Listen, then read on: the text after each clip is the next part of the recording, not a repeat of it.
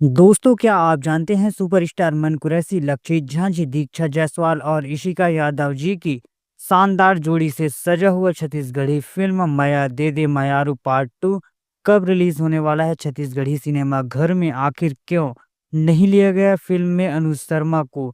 इसके बारे में आज के इस वीडियो के अंतर्गत जानने वाले हैं। दोस्तों, बता दें कि अमन मूवीज मार्क फिल्म के बैनर तले बना जबरदस्त छत्तीसगढ़ी फिल्म माया दे दे मायारू पार्ट 2, जिस फिल्म के निर्माता अलक राय जी हैं, वह फिल्म को डायरेक्ट किए हैं प्रेम चंद्राकर व भूपेंद्र साहू जी ने मिलके। दोस्तों, बता दें कि फिल्म को 10 अप्रैल 2026 से रिलीज किया जाएगा छत्तीसगढ़ी सिनेमा घरों में।